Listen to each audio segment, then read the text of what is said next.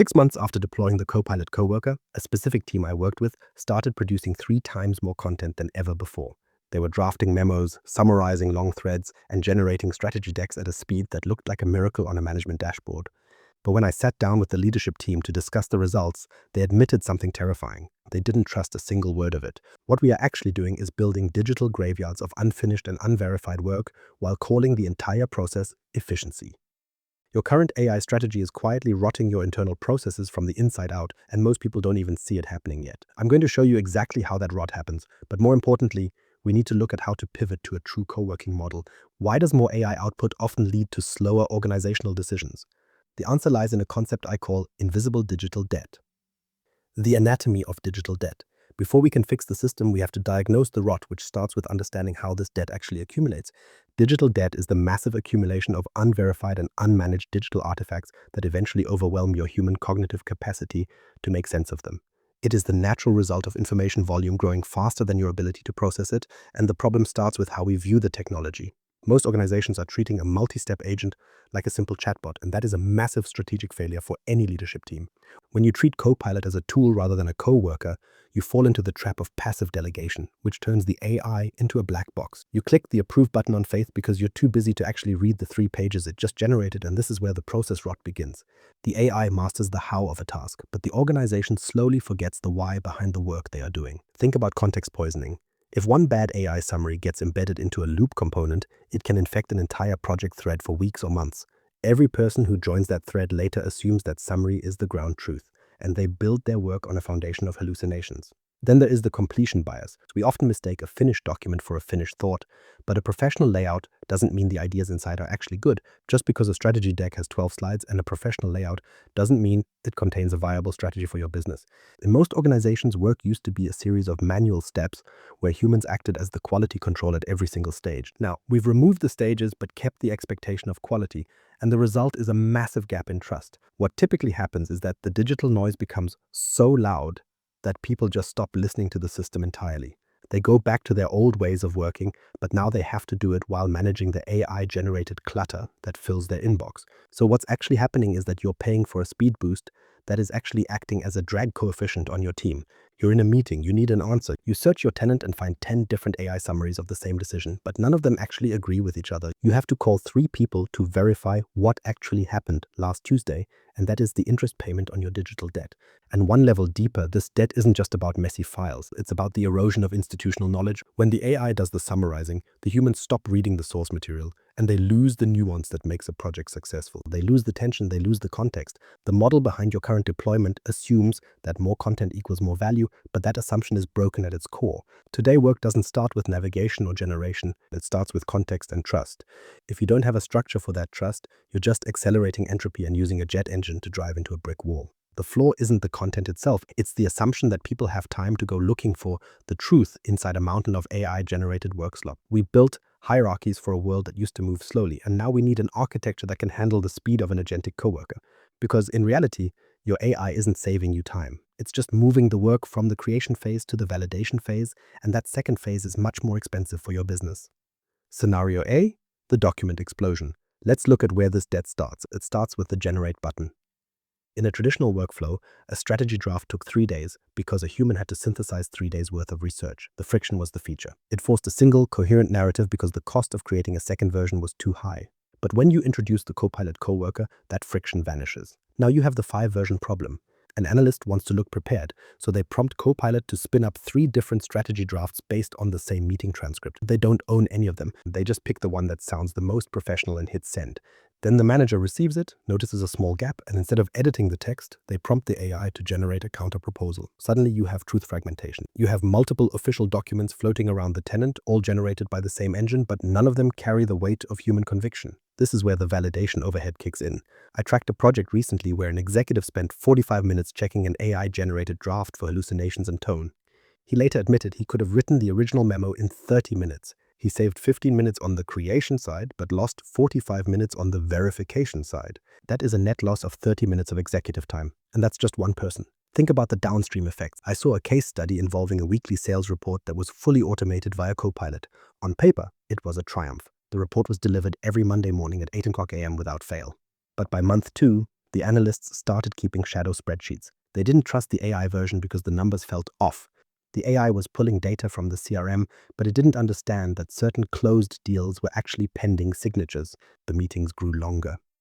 Instead of discussing strategy, the team spent the first 40 minutes debating which version of the truth was correct. The official report said one thing, the shadow spreadsheet said another, the human memory of the sales floor said a third. This is the ultimate signal of rot. When can we trust this becomes the default opening question in every meeting. Your productivity has collapsed. We are also seeing the emergence of redundancy loops. This happens when the AI summarizes a summary of a summary. You have a long email thread, Copilot summarizes it for a late joiner. That person then uses that summary to create a briefing doc. A third person uses that briefing doc to generate a PowerPoint slide. By the time the information reaches the final decision maker, you've lost the 30% of nuance that actually mattered. You've lost the why behind the what. The solution isn't to stop using the AI, it's to move from drafting to participating. You have to set hard boundaries on what the coworker is allowed to summarize and where it must stop. You need to define the ground truth container. If the AI isn't grounded in a verified, human-clear data source, its output should be flagged as draft only. We have to stop rewarding the volume of content and start rewarding the clarity of the decision. Because right now, we are drowning in professional-looking noise. We are generating a mountain of artifacts that look like work, but they are actually just obstacles. Every time you hit that generate button without a plan for verification, you are taking out a high-interest loan against your team's future focus. And eventually that debt will come due. You'll find yourself in a boardroom, looking at a beautiful slide deck, realizing nobody in the room actually knows if the numbers are real. That is the moment the machine stops working. Teams and loop sprawl. If the document graveyard is where truth goes to die, Microsoft Teams and Loop components are the construction sites where your digital debt compounds in real time. We used to worry about email chains that grew too long. Now, we have to worry about conversations that fork across 3 different channels, 2 private chats, and a dozen shared workspaces. The Copilot Coworker is right there in the middle of it all, but it is often acting as a high-speed catalyst for context fragmentation. Think about how you use a loop component today. It's supposed to be the ultimate flexible canvas. You start a list of project requirements in a chat. Copilot helps you flesh them out, but then a stakeholder in another department forks that component into their own private channel to discuss the budget. They ask the AI to summarize the current state of the project. Copilot looks at the requirements, but it doesn't see the budget constraints being discussed in the other thread. It generates a summary that feels complete but is actually missing the most critical constraint. This is the silent stakeholder problem. The coworker is participating in your chats, influencing the direction of your projects, but it doesn't leave a clear audit trail of its reasoning. It's making suggestions that people take as gospel, yet there is no record of which data points it prioritized or which ones it ignored. When a human suggests a change, you can ask them why. When the AI suggests a change, we usually just accept it because it looks like progress. This leads directly to massive decision ambiguity. I see this happen every day in project meetings. A team is wrapping up a frantic session in Teams. Someone says, "Okay, Copilot, capture the action items and send them out." Everyone leaves the call feeling productive. They assume the machine has it handled. But because the AI doesn't have a human sense of accountability, it often lists the what without a clear who. Or it assigns an item to the person who spoke the most rather than the person who actually owns the task. A week later, nothing is done. Nobody checked the list because they assumed the intelligent system was managing the workflow. This is how ghost decisions are born. You think a path was chosen, but in reality, you just have a bullet point in a digital vacuum. Then you have the search cost explosion. You would think that having an AI-powered search would make finding information easier, but the opposite is happening. Because the coworker is generating so much middleware content, summaries of summaries, meeting recaps, and draft updates, the search results are becoming cluttered with noise. You search for product launch date, and instead of the final project plan, you get 14 different AI-generated summaries from different points in time. The rework loop becomes your new normal. You spend half your morning repeating a discussion that already happened because the AI summary missed the specific tension or disagreement that occurred in the room. The summary said the team agreed on option A. It failed to mention that the lead engineer only agreed if certain safety conditions were met. Without that nuance, the decision is useless. You have to start over. To fix this, you need hard ownership of digital workspaces. You have to treat a Teams channel like a physical room with a locked door. If the coworker is allowed in, there must be a designated human scribe who verifies every AI-generated action item before it is logged. We have to stop letting the AI speak for the group. It is an observer, not a participant. If you don't enforce this boundary, your team's environment becomes a hall of mirrors where everyone sees a different version of the project and nobody knows where the exit is. Scenario C, power automate and silent breakage. The most dangerous kind of debt isn't sitting in your chat history where you can see it. It is buried deep inside your logic. Right now, we are witnessing the rise of the low-code trap because Microsoft made it incredibly easy to build complex workflows using nothing but natural language. You tell Copilot to extract data from new invoices in a specific folder and send it to the finance channel, and the AI handles the rest. It writes the code, connects the APIs, and sets the trigger in about 90 seconds, leaving you feeling like a total genius. But here's the catch. Most people building these AI-assisted flows do not actually understand the underlying architecture of the systems they are connecting together. They are essentially building digital bridges without knowing the first thing about structural engineering, and that creates a massive ownership void. In a traditional IT environment, code is documented, reviewed, and stored in a central repository. But in this new world of citizen automation, the logic is often trapped in a single user's personal tab. When that person eventually moves on to a new role, the flow becomes a zombie. It keeps running in the background, but nobody knows how it works or what to do when it inevitably breaks. This is exactly where shadow operations begin to emerge. I have seen entire departments where a critical automated process started failing quietly because a vendor changed an invoice format and the AI stopped extracting data correctly. Because there was no loud error message, just a blank field in a hidden spreadsheet, the team didn't even notice the problem for 3 weeks. Instead of fixing the root cause, the team developed manual workarounds to compensate for the failure. They started pre-processing the files just so the AI could read them again, which meant the automation that was supposed to save 5 hours a week actually required 6 hours of manual babysitting. This is the invisible process gap. You are relying on an agent to bridge two systems without documenting the bridge, which gives you a false sense of automation. You think the machine is handling the heavy lifting, but your humans are actually acting as the glue while they quietly fix the AI's mistakes. Let me give you a survival counterexample from a firm I worked with where an unmonitored flow almost deleted a decade of client history. An employee used Copilot to create a cleanup routine for their SharePoint site, and the AI generated a logic loop that was supposed to archive old files. However, because the prompt was slightly ambiguous, the flow interpreted archive as delete after moving, and the move command failed due to a permission error. The flow just kept deleting everything it touched. If a senior architect hadn't noticed a massive spike in tenant activity, they would have lost every single file. This disaster almost happened because the organization asked if they could automate the task instead of asking how they would govern that automation. We have to stop prioritizing raw speed over long-term stability because architecture must always come before automation. If you cannot draw the logic out on a whiteboard, you should not let an AI build it in your production environment. You need to implement a strategy I call logic transparency. Every flow created with AI assistance should be required to have a human co-owner and a written statement that describes exactly what the flow does in plain English. We also need to move away from using personal flows for business-critical tasks. If a process impacts more than one person, it belongs in a managed environment with proper oversight rather than a private account. If you do not take control of this logic debt right now, you are building a house of cards. One small update to a Microsoft 365 API or a slight change in a data format could bring your entire operational structure crashing down. When that happens, you won't have a manual to follow because the AI wrote the rules while you weren't paying attention. Reframing the executive metric, decision velocity. So how do we actually measure the true cost of all this digital debt?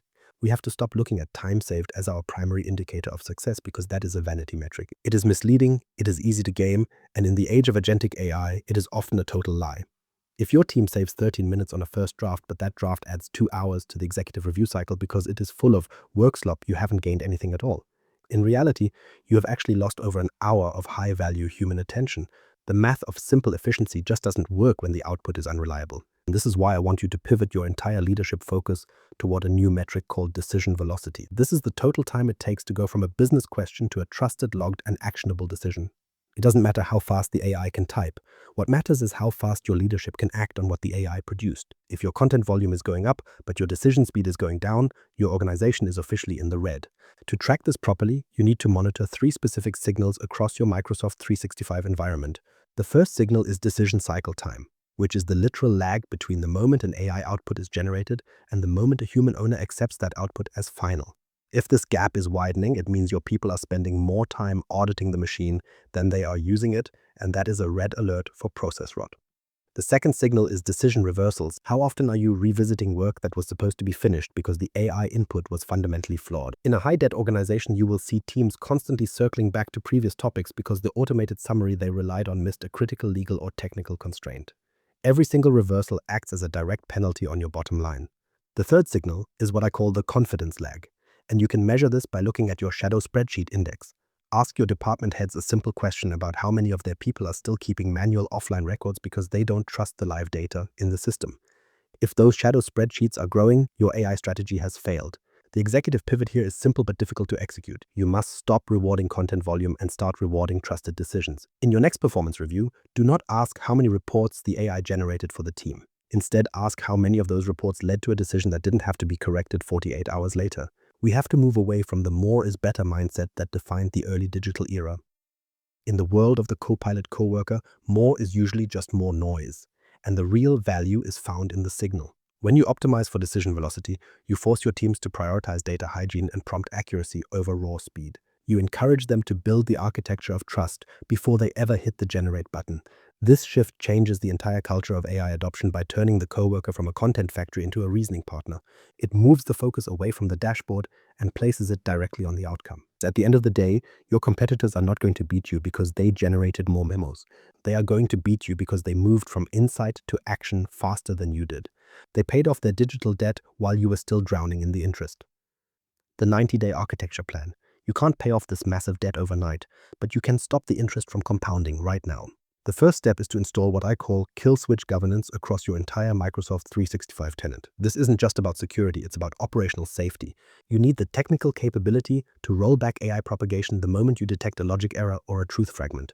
If a Copilot-generated strategy draft starts infecting your project threads with hallucinated deadlines, you must be able to flag and isolate those artifacts before they become the new ground truth for your staff.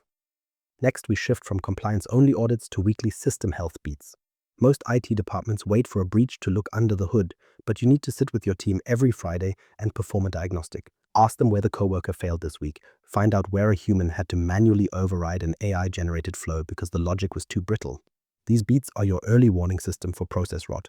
In the first 30 days of this plan, your goal is to map the debt. You aren't looking for every file, you're looking for the high rework workflows. Identify the top 3 processes where your people are spending more time fixing AI outputs than they are making actual decisions. These are your biggest liabilities. By the 60-day mark, we stabilize. This is where you finally standardize your prompts and lock down your data sources. If Copilot is drafting your quarterly reviews, it should only be grounded in a specific, verified SharePoint library, not the entire messy history of your chat logs. You are essentially building a clean room for your AI to work in. Finally, at 90 days, you architect for scale. This is when you embed decision velocity tracking directly into your leadership meetings. You stop asking about productivity and start measuring the lag between a request and a trusted result. Crucially, you must establish clear co-working norms. Your team needs to know exactly when the AI is acting as a drafter, an advisor, or an orchestrator.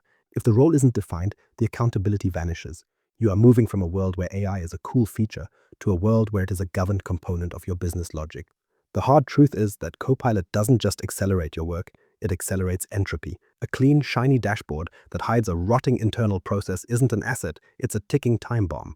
The goal of this entire shift isn't to make your people work faster, it's to build a system that you can actually trust. If you want to stop building digital debt and start building real velocity, let's talk. Connect with me, Mirko Peters, on LinkedIn to discuss how you're measuring your decision velocity right now. And if you found this diagnostic useful, subscribe for our next deep dive into the structural reality of modern work. Share this with your leadership team, especially if you feel like you're currently drowning in the noise.